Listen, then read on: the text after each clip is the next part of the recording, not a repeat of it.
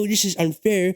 You put Kazuya on the bottom and you put my character on like top 5. This is not cool. Like, do you have any idea how difficult my character is? Do you know how many weaknesses does he have?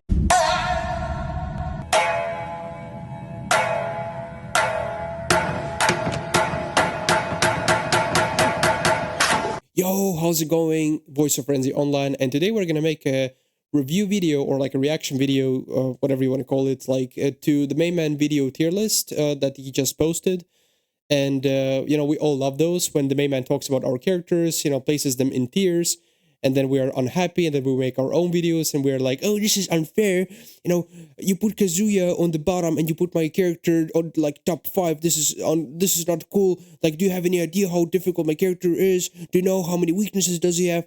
So like, yeah, it's not gonna be one of those videos, but I am gonna check what he has to say. I will try to be objective and open-minded about what he has to say. I assume he's gonna place Yoshimitsu upper in the tier, because he always kept Yoshimitsu in a very high regard, especially in season 1, and rightfully so. But after all the nerfs and after all the things that they have done with Yoshimitsu in season 2, let me see what he has to say, because I'm kind of curious. And yeah, let's see what he has to say. And let me just make a few things clear, right?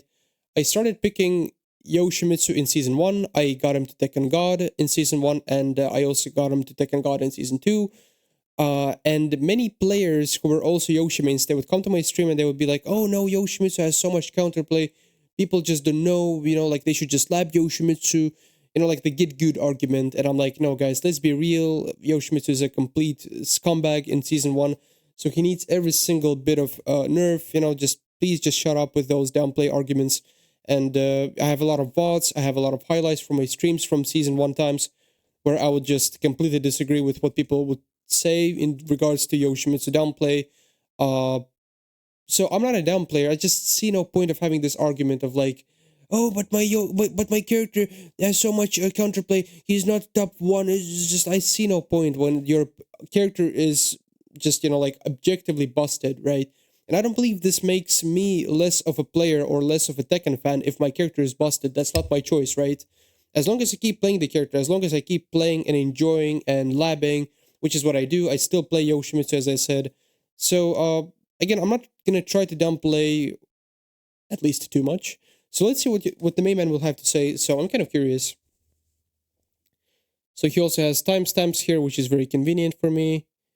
Oh, here. Okay, so less than a minute, not too much. Let's see. Nice. So A minus, A, S, S plus, top 5. Okay, so he believes that Yoshimitsu is top 4. And he believes that Yoshimitsu is top 9 character, I assume it's in order. Okay. So let's see. For exactly the same reasons as mentioned in season 1, is still a crazy fucking character. This is not a character I want to start ranting about for a long time. I'm honestly gonna say, refer you to the tier list I did in May. If you want to listen I've seen to it. me talk about this character to a great extent, you can't approach him, you can't attack him. Spin to win, flash, you can't block due to unblockable sword sweep, all kinds of, unblockable shenanigans. His Oki is the best in the game at the wall. Why he has a steel pedal in forward 1+2, no one knows. His 1-1 is still absurdly strong. He still has the Kin guard break tech trap. He still has really strong combos, very high damage. Although the damage was toned down, he's still a very, very strong character. It's just that he's not as dumb as he was. In season 1, this character was here, But with those nerfs, they were significant. He's here now. But I'm still gonna place him very high. Clive is a joke. Also, that's it for Yoshi. Okay, so that's legit it. Okay. So the bottom line is that the main man hasn't changed his opinion about Yoshimitsu much. So he still believes that Yoshimitsu is one of the strongest characters because he has flash, because he has spin to win, because he has sword sweep. And to me, it's just like, I don't know, man. Personally, again, like in all honesty, and I will explain why after this. If I was to arrange Yoshimitsu tier placement according to this tier organization, you know, A minus and S plus, whatever. So if I was to arrange Yoshimitsu placement according to this layout, I will put Yoshimitsu within top 5 range of S tier. I mean, S is still a strong tier, isn't it? It's still like upper strength tier. So I would definitely say that Yoshimitsu, I do agree with him, by the way. Yoshimitsu has, like, I would say not one of the strongest, but the strongest wall Oki, wall pressure, wall reset utilization. I absolutely agree with this. His combo damage, even though it's insignificant in comparison to other characters, right? Like, I would still say, yeah, like the combo damage is decent. But I don't think Yoshimitsu is all the way up here, and I will explain in a second why. So I would put Yoshimitsu within top 5 range of S tier, which in my opinion is still pretty high. So let me tell you this. So when, like what the main man mentioned basically is the same universal like top 3 argumentation, you know, like of like, oh, he has flash, oh, he has sword sweep, oh, the spin to win, like, oh, game breaking tools, etc., etc. Those are great tools, right? Absolutely. But again, why are we complaining about those tools now in Tekken 8? So with all those tools in mind, was Yoshimitsu also broken in Tekken 7, Tekken 6, Tekken Tag Tournament 2? So none of those moves that the main man mentioned are brand new. I mean, except for Kinsho Guard Break. So none of those moves that main man mainly refers to are unique to Tekken 8 or brand new with Tekken 8. These are legacy moves. They have also recently nerfed Flash, so Flash recovery time has been increased. They have also added a huge symbol across Yoshi body whenever he does Flash, and it's like a huge signal for Yoshi opponents. Like, if Yoshimitsu uses Flash and it's on whiff or on block, it's like a huge signal to the opponent, like, okay, now is the time.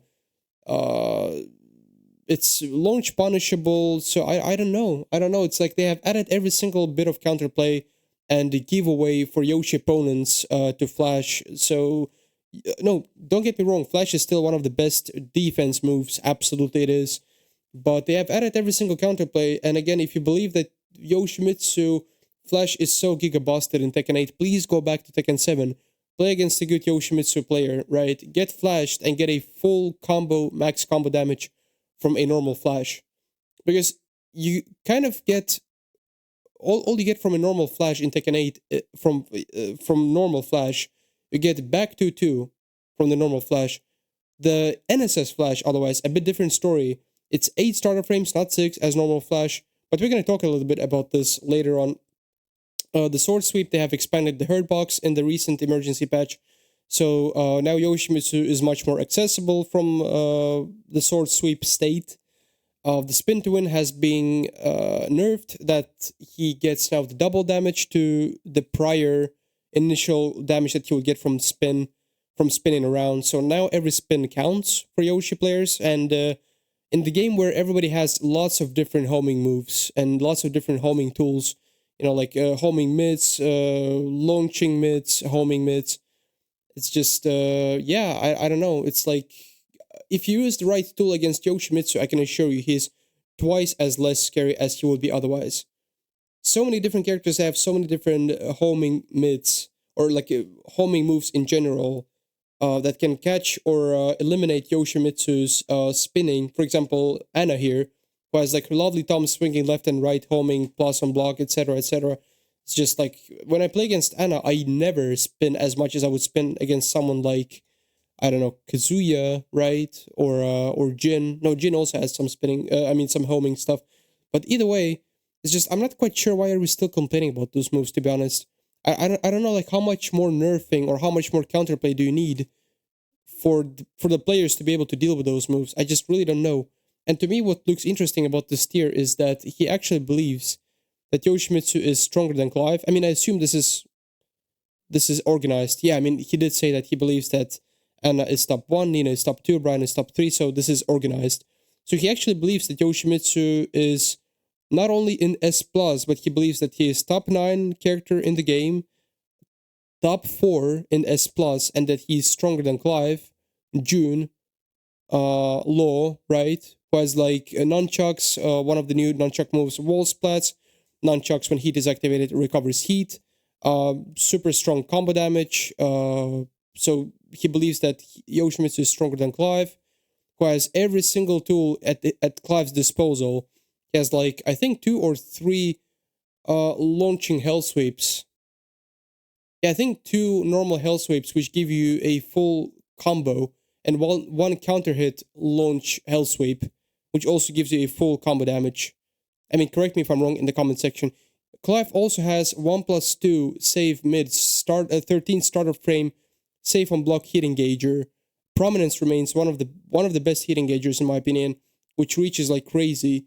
He has Zantetsuken, which gives insane buff on block, insane buff on combo. June with her install projectile, like, I don't know, reaches 4+ meters away. Hit engager, counter hit launcher, just, I don't know. Like, do you really believe that Yoshimitsu is in par with Hwoarang here? I don't know. It's just, I don't believe this. I just don't believe this. And again, if the main man spent enough time with Yoshimitsu in Season 2, he would know that Yoshimitsu has a really, really freaking big problem right now, which I personally believe it's a big bug that needs to be fixed ASAP with Yoshimitsu, which is down 2-2. Down 2-2 is one of the biggest problems with Yoshimitsu. This move, it whiffs like crazy. If your opponent is slightly off axis, right, down 2-2 is just gonna whiff. Even if your opponent is airborne, and if your opponent is airborne and slightly off axis, down 2-2 is a really tricky situation move. I was recently on my local tournament and I was just so stressed constantly about using down 2-2, especially at the wall, because this move, I have so many different clips on Twitch, on TikTok, on YouTube.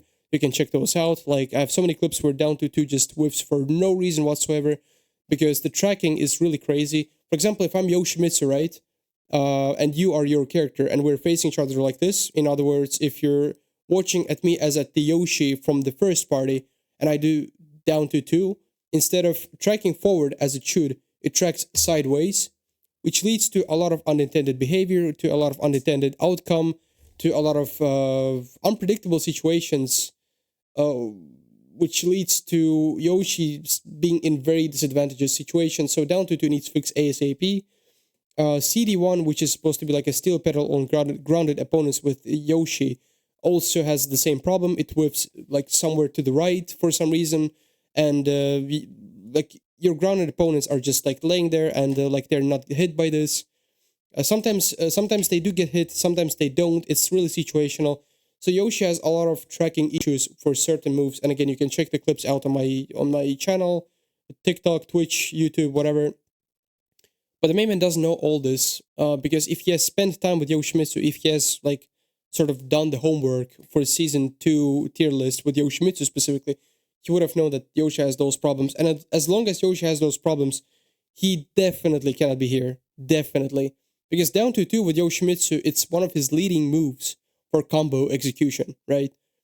And down 2-2 being unstable and dropping like crazy, especially with characters like Panda or Xiaoyu, who have like the weirdest freaking hurt boxes in this game. It's like Yoshi cannot be called top 4 of S+ or top 9 in this game. Let's talk about the moves that Mayman mentioned. I just want to kind of touch upon those as well.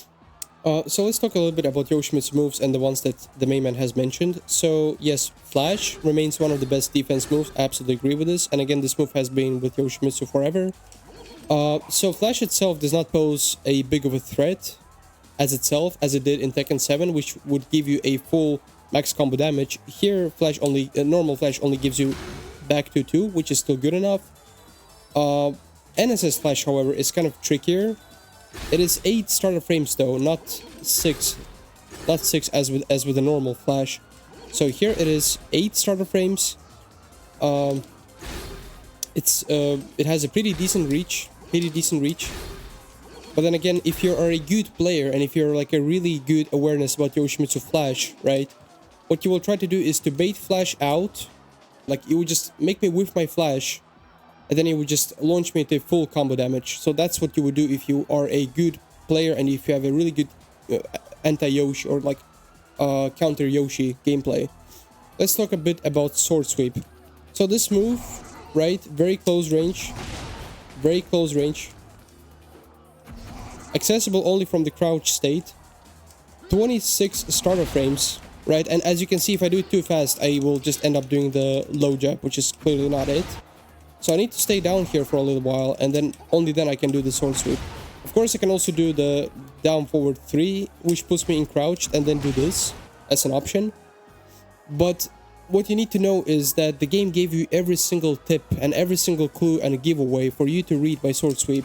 Because as you can see, the hit effect starts prematurely to hit itself.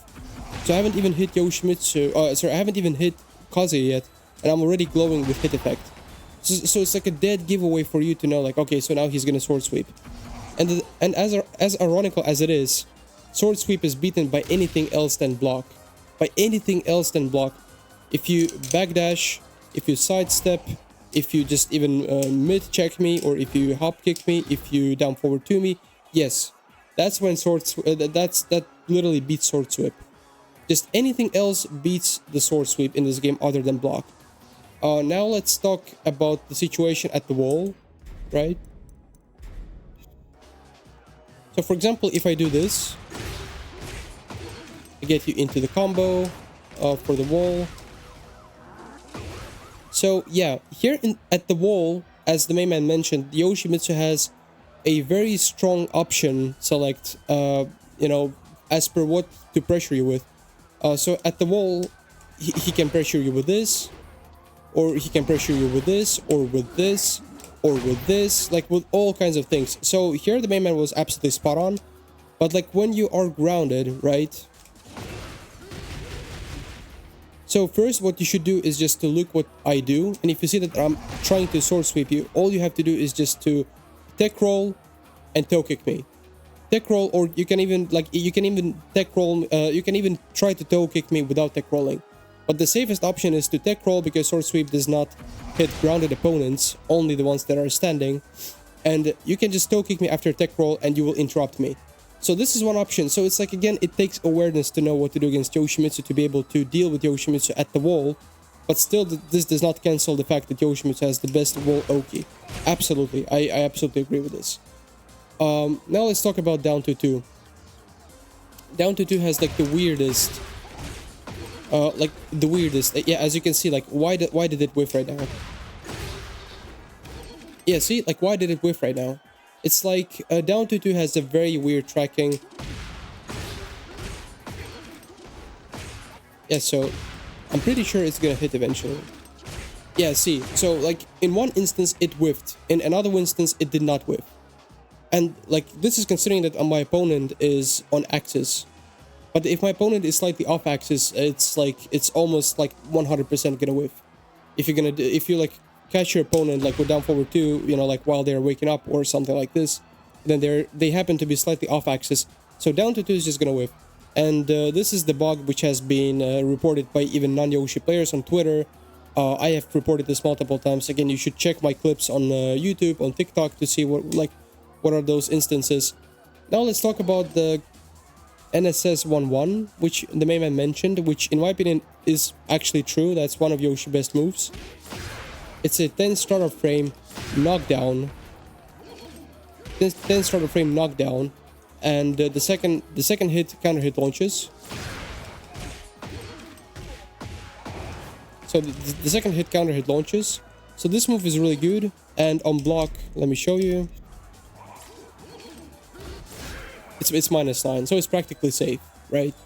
So I agree, this move is very strong considering the properties, and also remember that in season 1, this move would also do a wall splat. So it no longer wall splats, but it does also give you some bit of health back. So as you can see, not much health, but still some amount of health. Yeah, I'm not sure if there's anything else to mention about 1-1 specifically. Definitely a good move, and I would actually suggest to make it maybe -10. To perhaps make it -10, but to say that this move is like absolutely a problem, I would probably not say that. Just make it -10, and in my opinion, it's alright. In my opinion, that's alright. Then also the main man mentioned forward 1+2 as the steel pedal, but I assume he means this situation where you can... Oh, sorry. Yeah, when you can just endlessly like flip your opponents while in heat, right? Like something that used to be in season 1, that you can just endlessly flip your opponents like this. But now, as you can see, this move acts differently when I don't have heat. But in heat, this would pancake flip them, which would give me like an endless loop sort of thing. But again, consider that when you do this, right? Like when you do this, you lose a lot of heat. So do you really want to spend heat like this by spamming forward 1+2 because you can?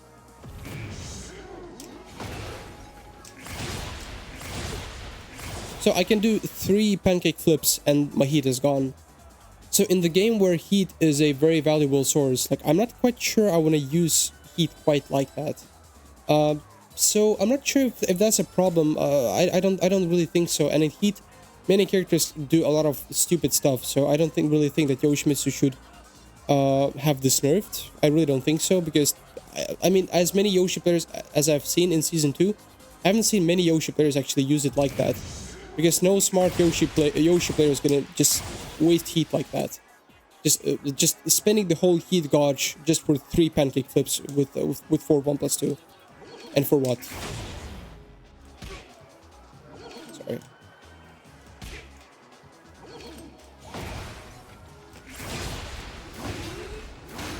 It's just I'm not sure like that's something that Yoshi players would do. But also Kincho guard break. So Kincho guard break has been nerfed in season 2, so that it's now -9, not -14 as it was. Not -10 as it was. Oh no, sorry. It was -14. Now I think it's -11 for my opponent, meaning that I no longer get my back to 2 as I would in season 1. So this no longer works. So what I would get is 1-1 or 2-2. But see what happens. Because of the pushback in neutral, like Kincho guard break is pretty useless in my opinion. In neutral specifically, with both me and my opponent standing, with no walls close by. So the only scenario where I would say, or like one of the few scenarios where Kincho guard break is actually effective is, well, let me demonstrate you actually. I even made a video about this not that much time ago. So you can get a most efficiency from Kincho guard break if you do a proper wall carry with your opponent and try to use your bound only when your opponent touches the wall, and then you use your bound and then you try to do the Kincho guard break. Let me demonstrate this.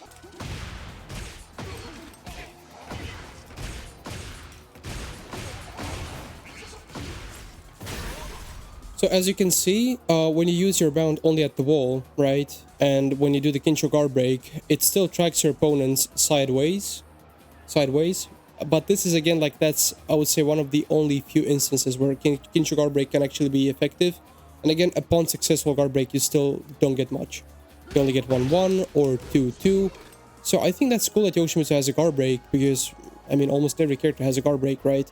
So that, I think that's really cool, and I don't see how this is a problem. And what I just demonstrated to you is something that not every Yoshimitsu knows. And I don't even see that many Yoshi players actually use Kincho guard break. So yeah, I just don't see how this is a problem. For all intents and purposes, I just don't believe that Yoshimitsu is in top 4 of S+ tier, as the main man put it. I do believe again that Yoshimitsu has his strengths. He has game-breaking rules like spin-outs, right? But then again, pay attention to how much damage do I lose with one spin. For example, if I want to escape you, look at how much damage do I sacrifice, how much health do I sacrifice. In the game, which has so many different homing mids, homing moves. So again, if you know like what to use, like if you know which move to use against Yoshimitsu, trust me, you're gonna catch a lot of Yoshi players like who are just blindlessly spinning around. So I personally I don't agree with the Themainmanswe here. I don't believe Yoshimitsu's top 4 in S+ or top 9 in the game. I believe he is at least with the bug that he has right now with down to 2. I think he's definitely in S tier, right? He's somewhere over here. Even when the bug gets fixed, I still believe he is... Okay, if I'm being compromising, I would say he is like early S+ character.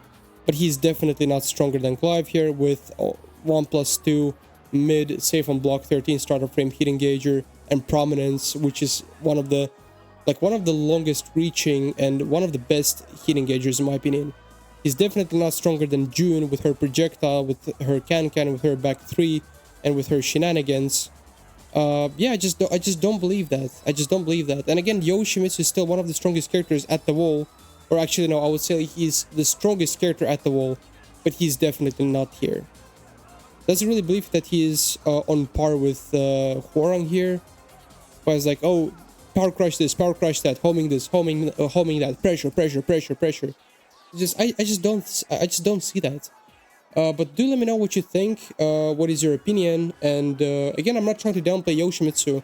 I just don't agree with the main man placement here for the reasons that I listed. I think the main man just hasn't spent enough time with Yoshimitsu in Season 2, which is understandable. There's so many characters, and now we have Falcon Ram, so Yoshimitsu is not his priority. But I wish he spent more time with Yoshimitsu in ranked to see like what kind of issues does Yoshi have. And yeah, that's just my 5 cents. Let me know what you think. Like and subscribe to the video if you found this interesting, and let me know what you think in the comment section. And yeah, I guess I'll see you on the next one. Bye.